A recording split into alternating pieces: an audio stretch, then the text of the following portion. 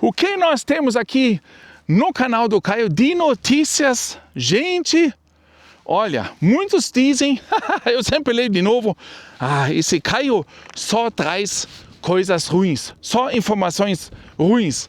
Pois, gente, são as coisas que vêm acontecendo, né?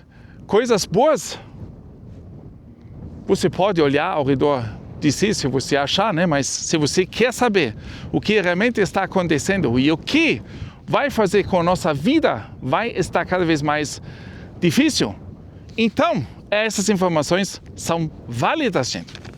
Pois o Reino Unido, gente, o Reino Unido, inacreditável, está sentindo agora falta de CO2 e com isso as prateleiras têm a previsão de ficarem vazias, gente. Porque CO2 você precisa na produção de medicamentos, de alimentos, etc, pp, gente. Enquanto eles aqui, eles cobram imposto sobre o CO2, né? Sobre a emissão de CO2, né? Lá na Inglaterra está começando a faltar e vai criar fortes problemas que até agora eles estão até colocando plano de emergência. Eles já estão começando a colocar, gente. Enquanto políticos europeus tentam incansavelmente convencer seus cidadãos de que o CO2 é o principal responsável pelas mudanças climáticas, uma amarga ironia se desenrola no Reino Unido. O CO2, o próprio gás que todos preferiam banir da atmosfera, agora ameaça se tornar tão escasso na indústria que as prateleiras inteiras de supermercados podem ficar vazias. O governo britânico já acionou planos de emergência para mitigar a iminente escassez de alimentos. Um alerta sobre a fragilidade das cadeias de suprimentos modernos e sobre as consequências de uma política energética equivocada. O gatilho para a crise é tão simples quanto previsível. A disparada dos preços do gás. O oxídio de carbono industrial é produzido como subproduto na fabricação de amônio e fertilizantes. Processos que consomem enormes quantidades de gás natural. Quando os preços de gás sobem, a produção se torna inviável. As fábricas reduzem sua capacidade ou encerram as operações completamente. E, com elas, o fornecimento de CO2 para a indústria alimentícia seca. O que muitos consumidores desconhecem. Escutam só, gente. O CO2, aqui no canal, às vezes vocês também podem aprender alguma coisa. Gente, né? O CO2 industrial não é um artigo de luxo, mas sim a espinha dorsal invisível da produção moderna de alimentos. Ele serve como gás protetor em embalagens, prolonga a vida útil de carnes e aves, é o que dá forma à cerveja e aos refrigerantes e desempenha um papel fundamental na área da saúde. Por exemplo, no resfriamento de produtos sanguíneos e órgãos.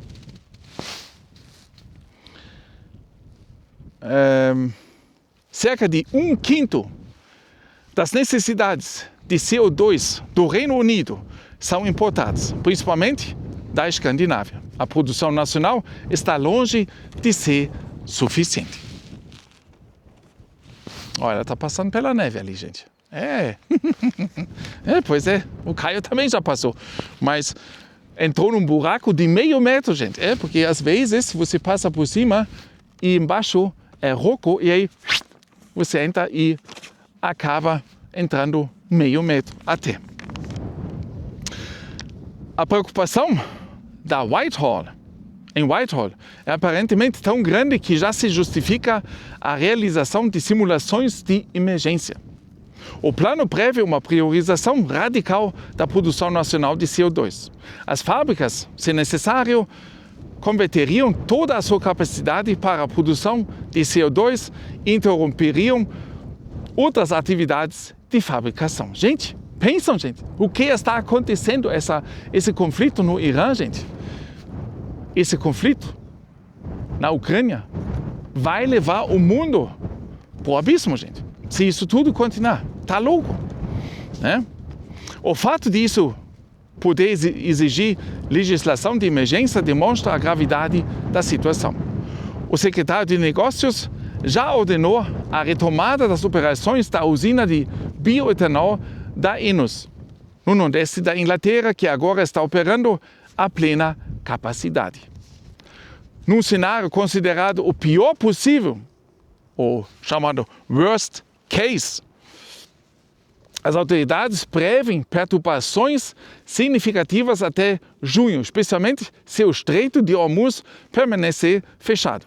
A dimensão geopolítica dessa crise é inegável. Um estreito bloqueado, preços da energia em ascensão e uma indústria que opera com recursos mínimos há anos. O resultado não seria uma fome apocalíptica, mas sim uma redução significativa na variedade de produtos nos supermercados, principalmente carne, aves e refrigerantes. A gigante dos supermercados Tesco, do Reino Unido, confirmou que está trabalhando em estreita colaboração com o governo e analisando diversos cenários para o clima, a demanda e as cadeias de abastecimento.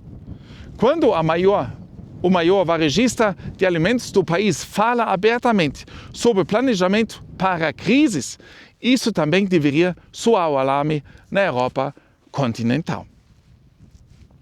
Porque o que está acontecendo na Grã-Bretanha hoje pode afetar a Alemanha e o resto da Europa amanhã. Sobre isso, acho que todos nós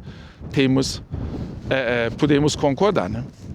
Naturalmente, o governo britânico, como todos os nossos amados chefes de governo, né? Sempre quando tem alguns apertos, né? Está tentando tranquilizar a população. O Ministério da Saúde afirma que as pessoas devem continuar vivendo suas vidas, normalmente apreciando suas carnes e saladas. Os preparativos são meramente ferramentas de planejamento, não previsões. Olha, gente, quando eles começam a falar, gente, baixa a cabeça, gente, baixa a cabeça. E certamente não preparativos para um bloqueio energético. Já está se falando em bloqueio energético. Eu já tinha falado que isso vai vir, né? Gente, vamos ver. Já estão começando a falar abertamente. Essa retórica é familiar. São as mesmas frases tranquilizadoras ouvidas durante a crise energética de 2022, antes que os preços do gás disparassem e milhões de famílias em toda a Europa enfrentassem ameaças existenciais. Pois é. E agora, para o final do vídeo, gente, eu vou explicar um pouquinho para vocês onde nós estamos aqui.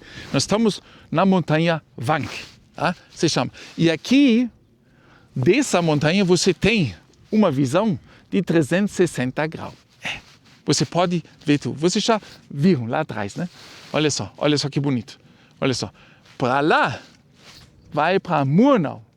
Lá no fundo, não sei se vocês podem ver, mas provavelmente não, lá se encontra o Staffelsee. Mais para lá fica Munique, tá? Se eu me viro um pouquinho, os Alpes aqui, meu Deus, os Alpes, coisa mais linda, né? Olha lá, lá no fundo, não sei se vocês conseguem ver, bem lá no fundo, lá tem um Alpsee, tá? Bem lá assim no meio do vale, assim no meio das montanhas, o Lago Alpsee, né? Por lado, mais para lá, que está no meio das nuvens, a pontinha bem em cima, é a Zugspitze, a montanha mais alta da Alemanha, com 2.965 ou 67 metros de altura. Um pouco mais ao lado fica a Alpspitze. Para lá nós também vamos nos próximos dias. Eu vou levar junto vocês. Eu vou fazer mais vídeos agora das montanhas esse ano, mostrar um pouquinho das montanhas aqui, coisa mais linda. E lá embaixo é a nossa cidade onde a gente vive. Bem lá embaixo, pertinho daqui, nós estamos morando. Pois é, gente, forte abraço, mão no coração, com mais notícias sempre no canal do Caio, né?